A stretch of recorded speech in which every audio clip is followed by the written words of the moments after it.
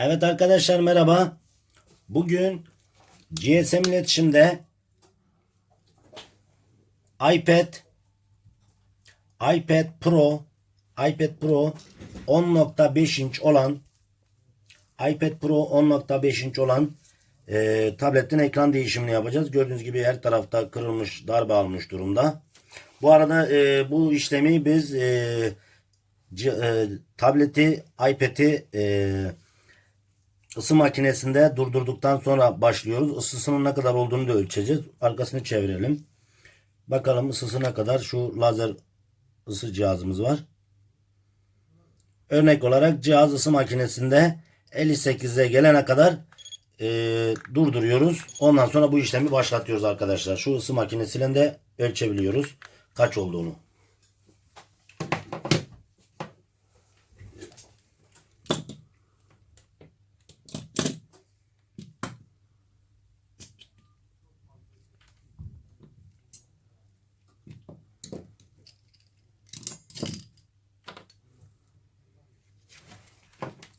Bu arada bu ısı makinemiz de yeni geldi.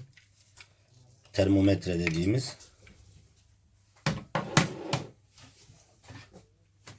Isı makinesi dediğim, pardon, ısı ölçer yani. Isı ölçer makinemiz de yeni geldi. Termometre. Bununla cihazın sıcaklığını ölçüyoruz. Ona göre işleme başlıyoruz.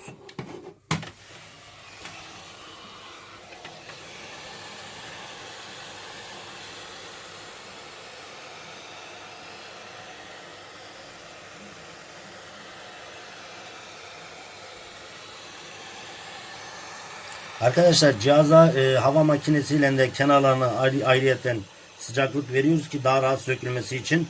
Bu hava makinesi kullandığımızda elimizden geldiği kadar şu Touch ID tuşu, şu orta tuşun üzerine böyle aşırı durdurmayalım. Aksi takdirde bu tuşa zarar verebiliriz.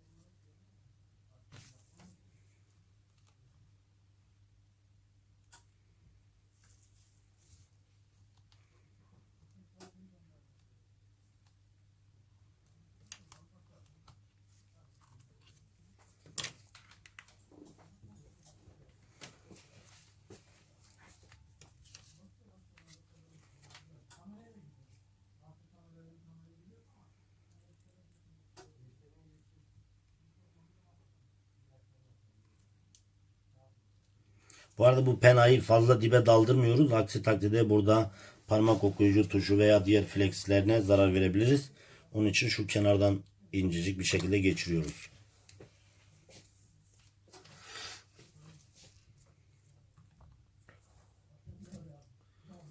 Atayım bu. Tamam.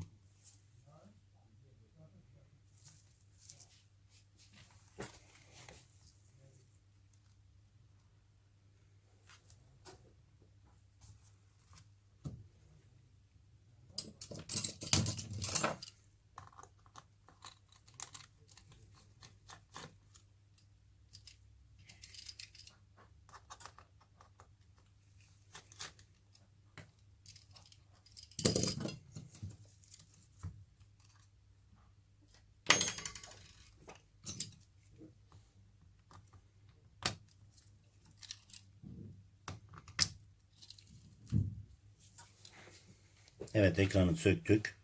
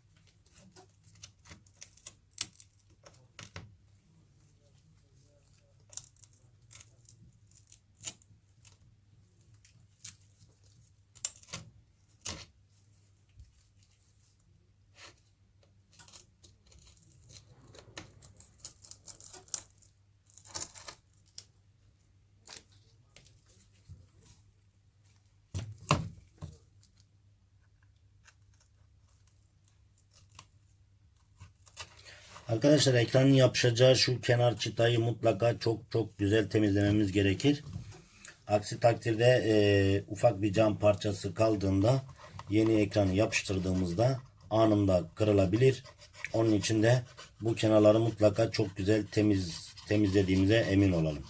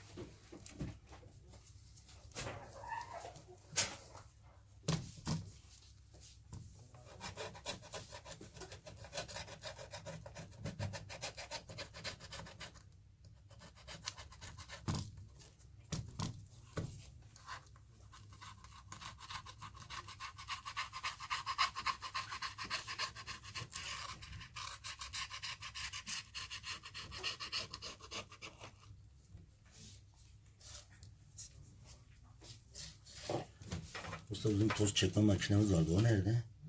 Ben bulamadım ya. Süpürge diyorsun. Süpürge. Temizliyoruz ya. Tamam. Ha, kutunun içinde mi? Evet. O tozları da çekelim.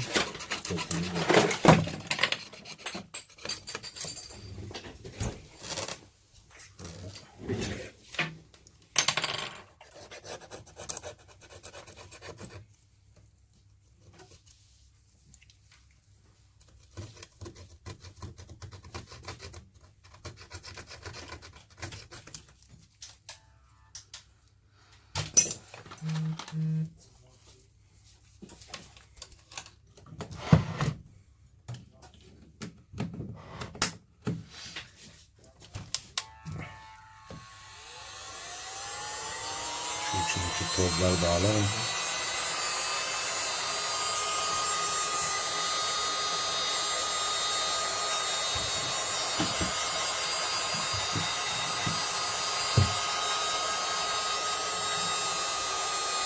Bu da kalan tozları çekiyor.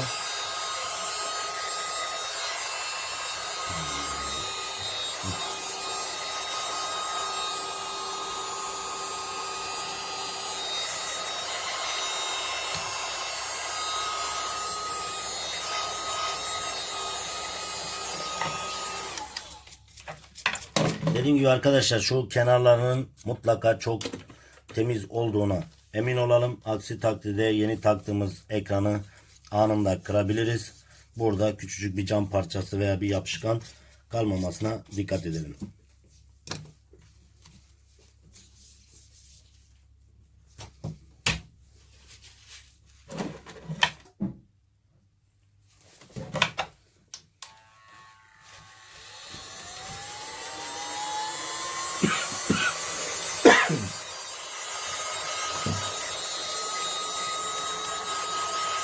Çalışmış olduğumuz ortamın temiz olmasına dikkat edelim.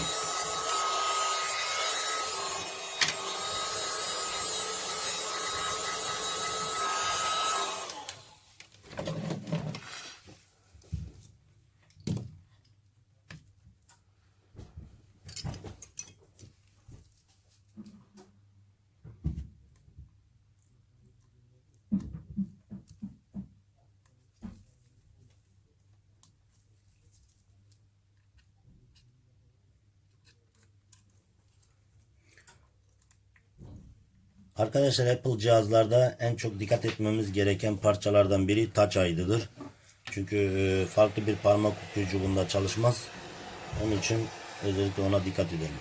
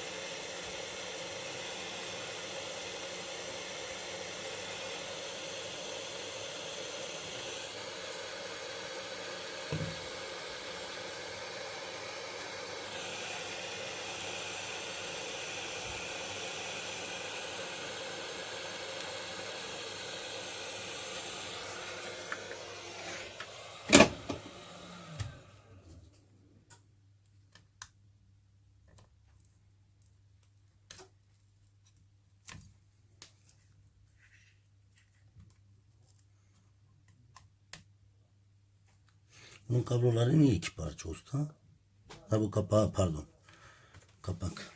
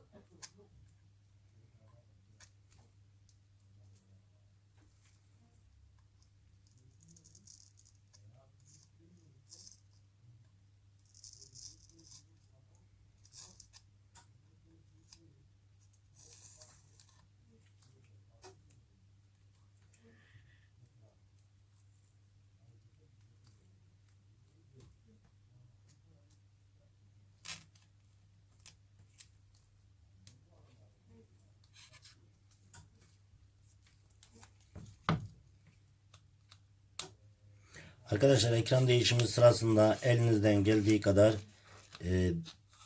kendi ilk ekranındaki parçaların hepsini küçücük yapışkan dahi olsa söküp yeni ekrana takalım.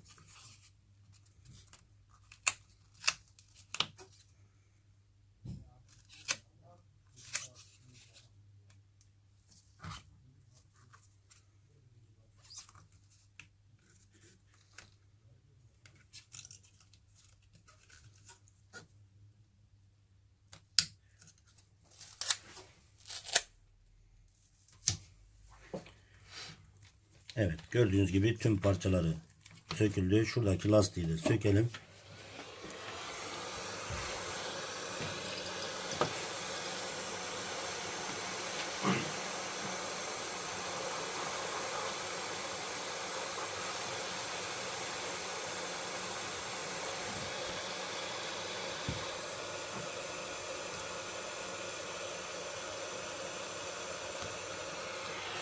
Ön selfie kamera plastiğini de söktükten sonra gördüğünüz gibi ekrandaki bütün parçaları sökmüş olduk. Sökmüş olduğumuz parçaların hepsini yeni ekrana takacağız.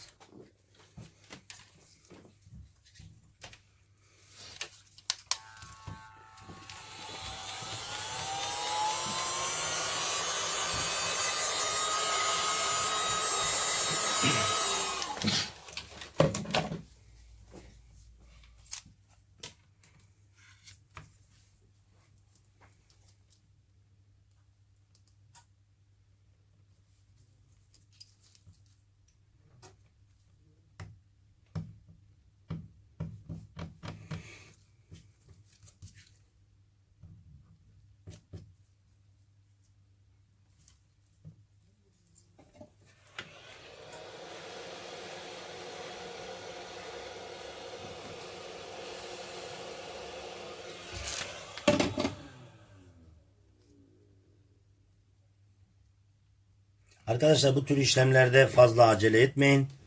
Yavaş yavaş olsun, temiz olsun. Bu arada bu videomuz teknisyen arkadaşlarımız için bilgi amaçlıdır. Lütfen bu işte uzman olmayan kişilerin videomuzu izleyerek ekran değişimi veya herhangi bir tamir yapmalarını tavsiye etmiyoruz. Aksi takdirde cihaza çok ciddi zararlar verebilirsiniz.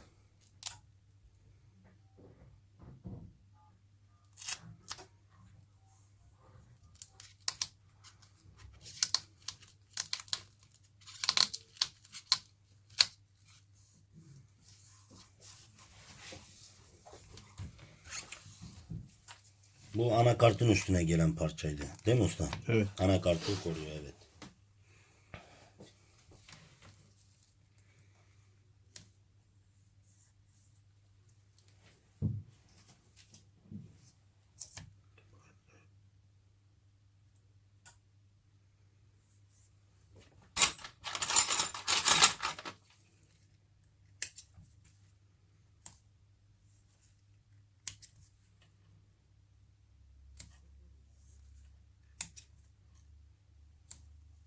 Anakartın aşırı derece ısınmasını, o sıcaklığın ekrana zarar vermesini önlemek için takılan parça.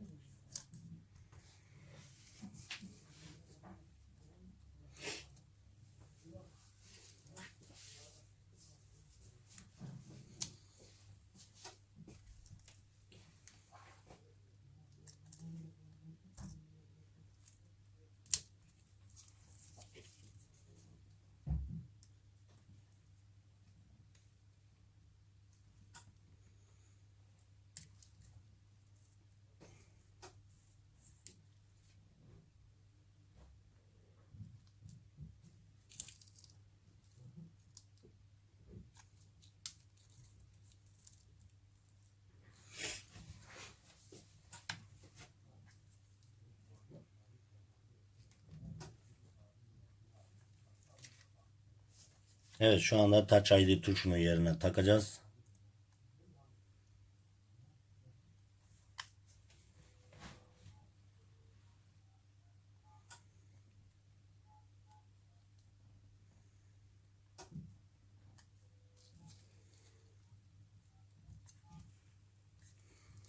Touch ID tuşu kapağını da yerine takacağız şimdi.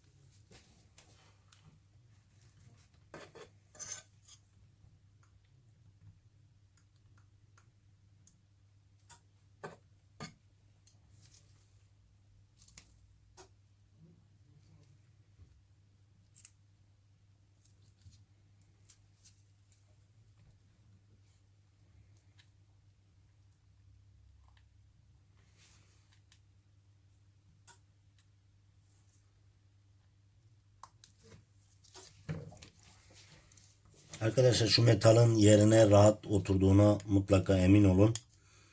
Tuşu koruyan parça, aksi takdirde tuş çok dışarıda kalır ve parmak okuyucusu işlev görmeyebilir. Onun için o küçük metal parçaya özellikle dikkat edelim.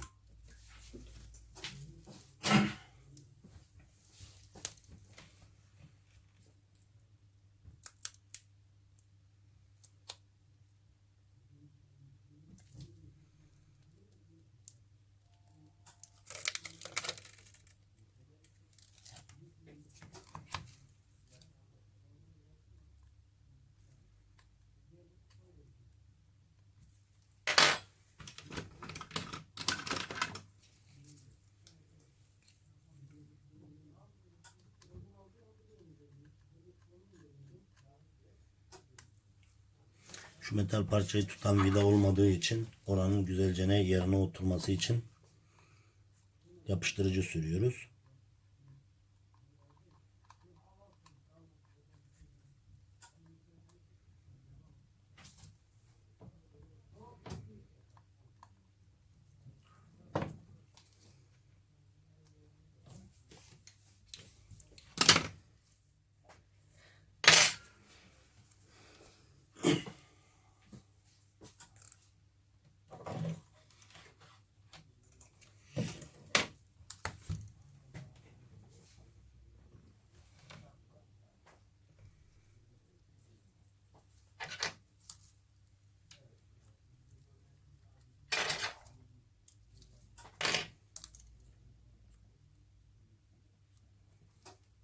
Ön selfie kamera plastiğini yerine takacağız.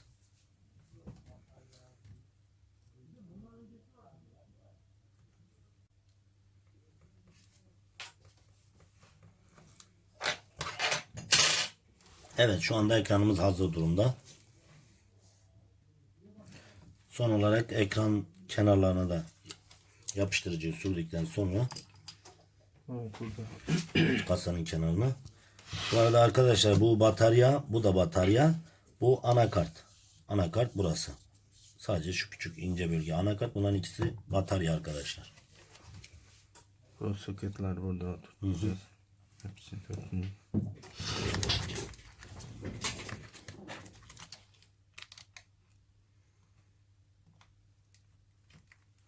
4 tane soketi var.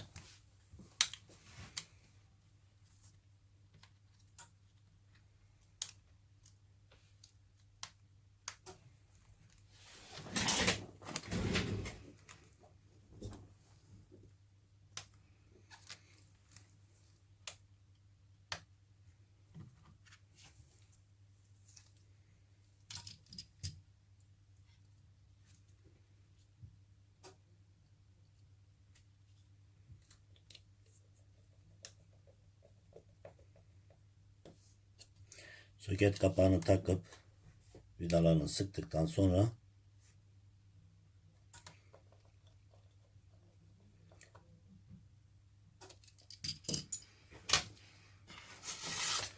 garanti etiketi yapıştırıyoruz.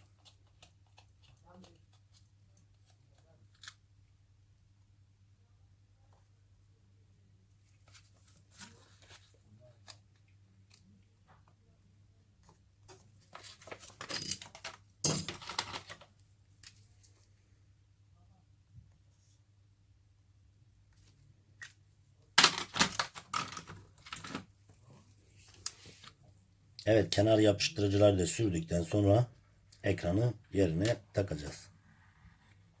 Dediğim gibi arkadaşlar bu kenarların çok temiz olmasına özellikle dikkat edin. Aksi takdirde en küçük bir cam parçası dahi kaldığında yeni ekranı oturttuğumuzda ne kadar ince olduğunu zaten görüyorsunuz oradan. Çok ince bir ekran. Ekranı kasaya taktığımızda küçük bir cam parçası kaldığında anında çat diye kırabilir. Onun için özellikle dikkat edin.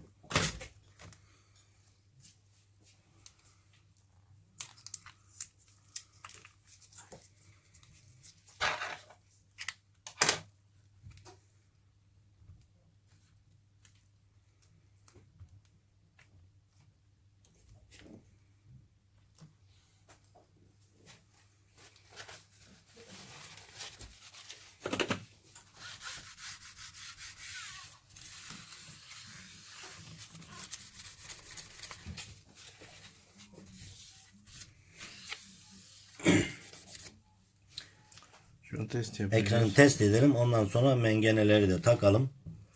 Burada jelatini var aynı zamanda. Şu şekilde. Dursun.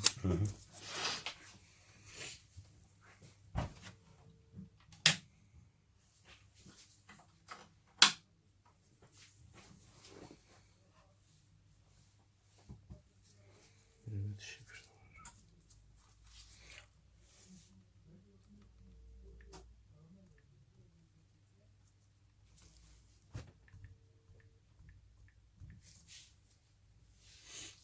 Evet, gördüğünüz gibi ekran tertemiz bir şekilde değişmiş oldu. Hiçbir sorun yok. iPad Pro ekranı tertemiz bir şekilde değişti arkadaşlar.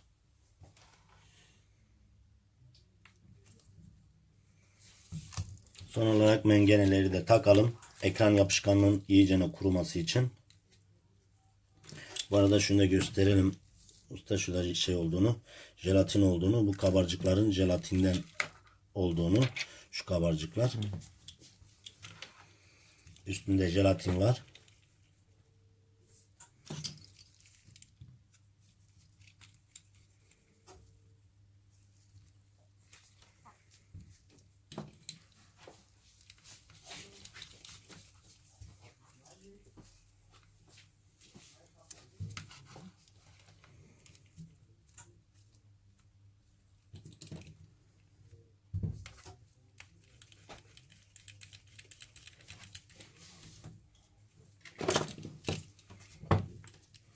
Bu arada bu mengenelerin ortasında plastik var.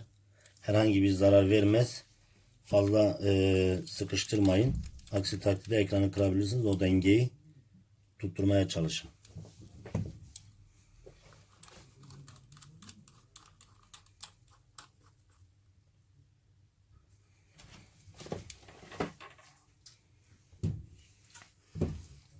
Evet arkadaşlar, gördüğünüz gibi GSM iletişimde iPad Pro 10.5 inç ekran değişimi yapıldı. Apple iPad Pro 10.5 inç olan tabletin ekran değişimi başarıyla gerçekleşmiştir. İzlediğiniz için teşekkür ederim arkadaşlar.